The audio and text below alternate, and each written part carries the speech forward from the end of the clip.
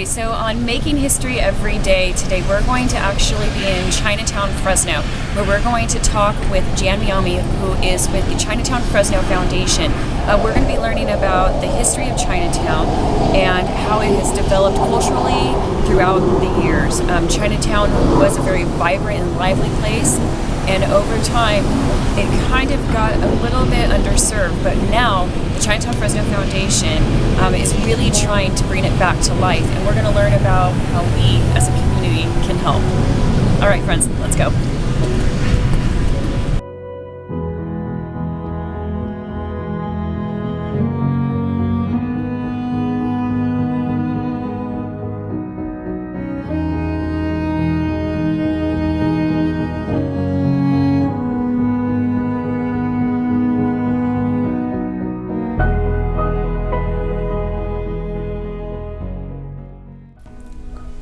All right, so I am here today in Chinatown Fresno with my friend Jan, who is going to be telling us all about Chinatown Fresno's history, how it started, what the cultural and heritage significance was. We're going to talk a little bit about that narrative, and then Jan's going to bring it forward and talk to us a little bit about how we as a community can come together to help revitalize Chinatown Fresno today.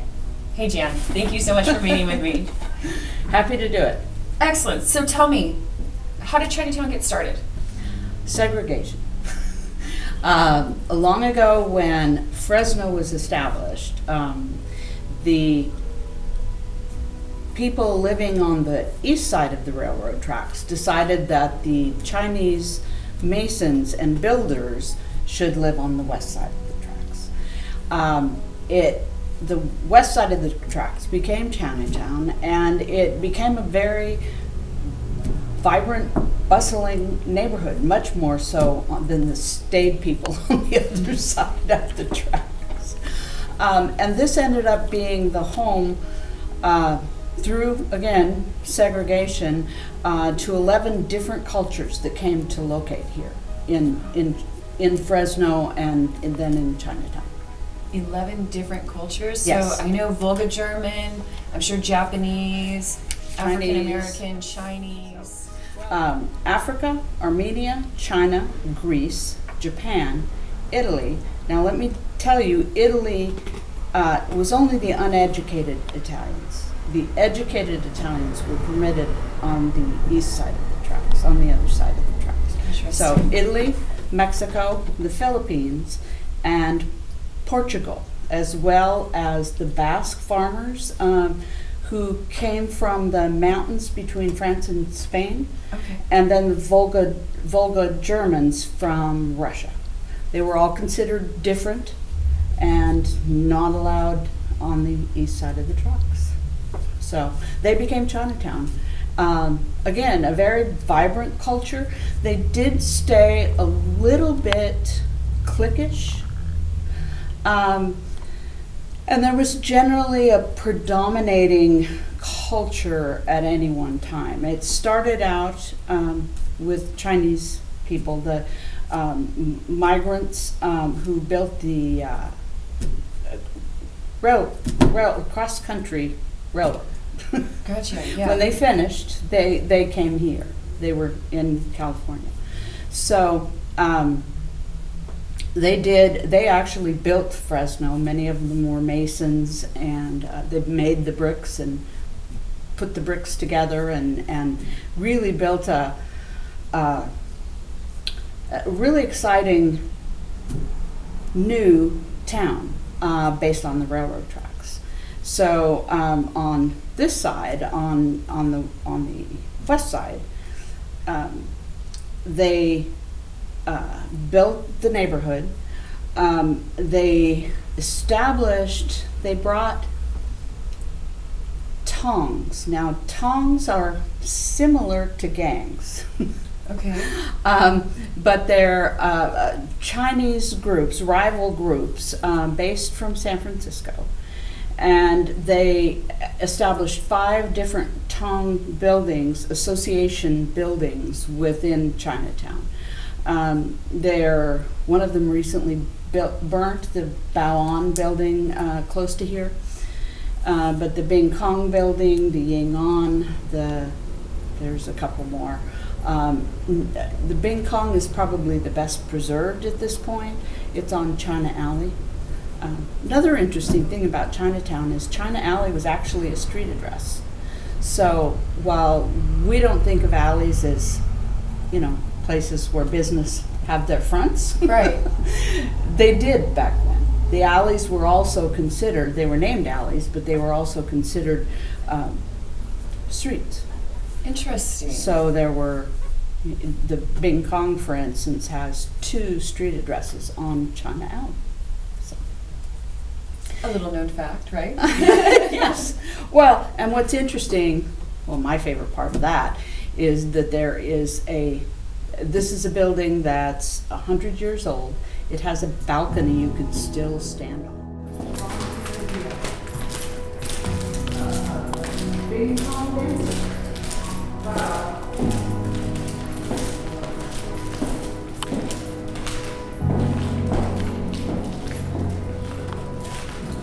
This is so amazing. So this is the Bing Kong building, and this used to be a place where people would go see shows, dancing, a brothel, opium den, gambling, right here in ChinaTown Fresno. This is pretty awesome.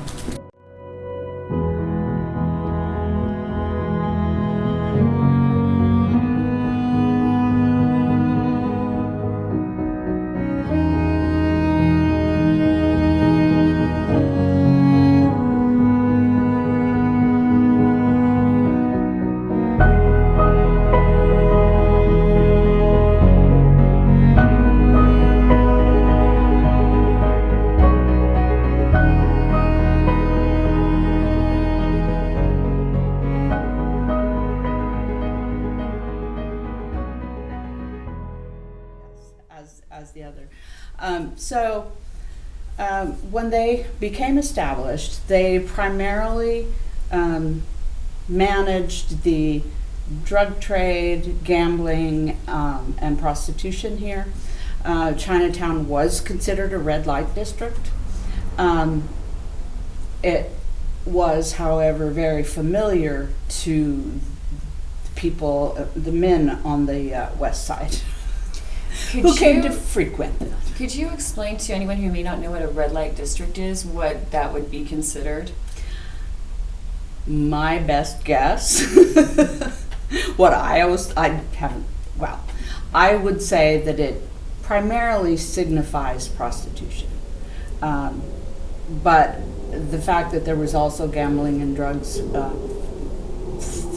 frequently engaged in here, it probably at that time represented all three of those things. Yeah. And one of the things that we find really interesting is that most of this took place underground. Underground. Like underground, yeah. So originally it was because of the heat, a little bit to not be as public about what was going on. But the basements, there used to be tunnels. All tunnels have been completely blocked, so there are no tunnels now. Dirt, bricked up, concrete, they're just not there anymore. There is evidence of where they were, but there are none that are available. But the basements underneath connect. So we're putting together, I'm jumping forward, but we're putting together an underground tour, and we're going to set up scenes of what happened in the basements. And we're able to go from F Street all the way to China Alley underground. Wow. So it will represent what happened back then.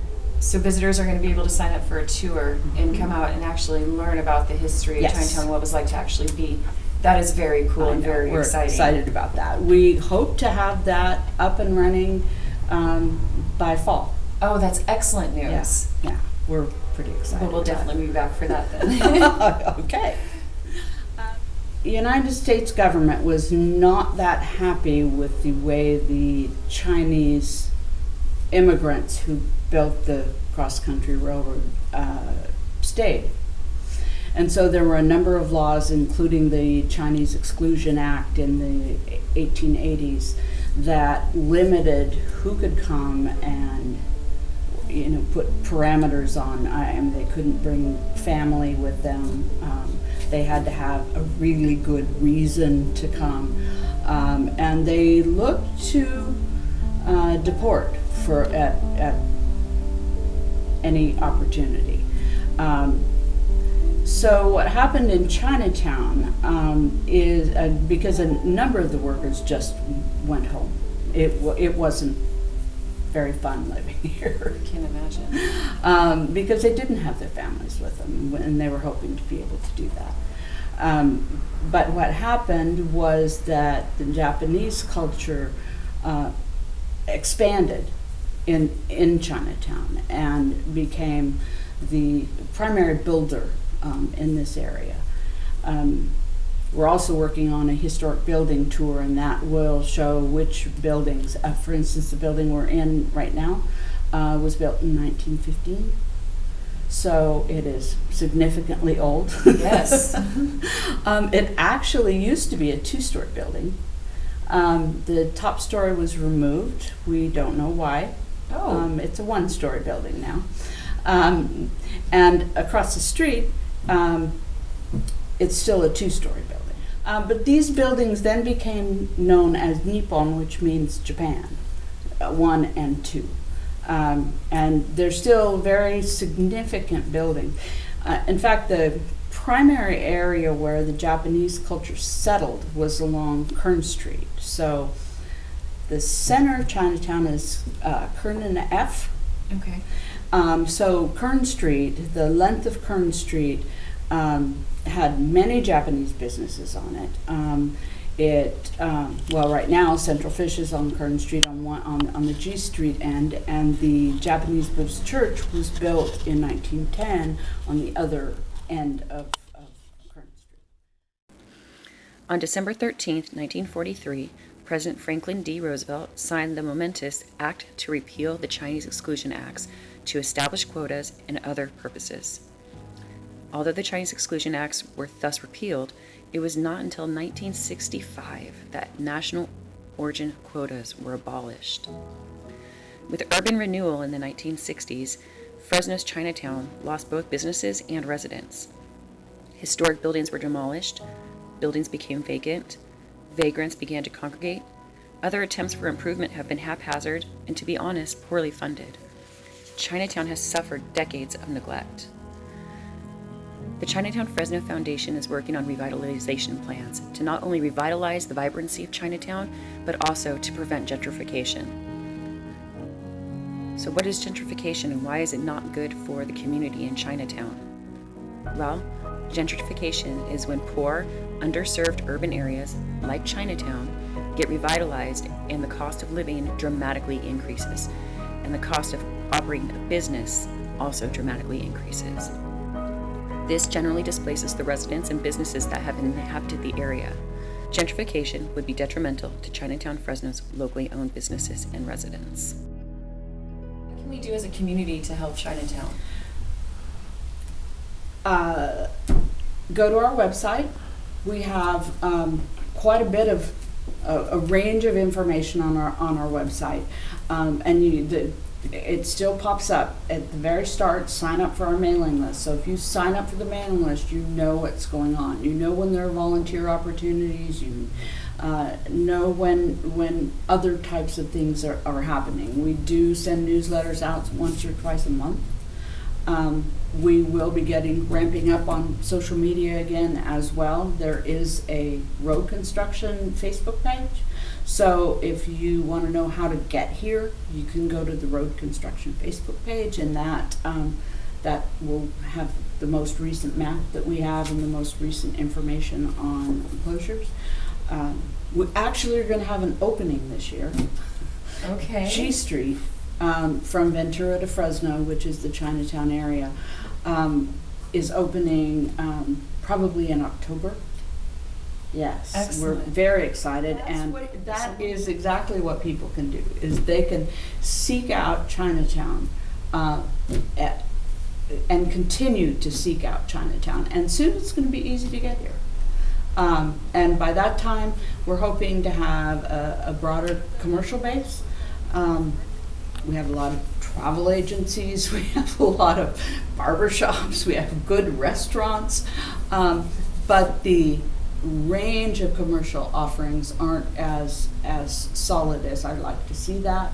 But as the general customer base expands, then it's easier to sell an entrepreneur to open a business here because there's more potential customers for it. Right. That's So we do work with the businesses. We have a business school that we're offering a wide variety of classroom workshops and stipends for attending, because it's very difficult for entrepreneurs of they're called micro enterprises. They're businesses with 5 or less employees, including the owner.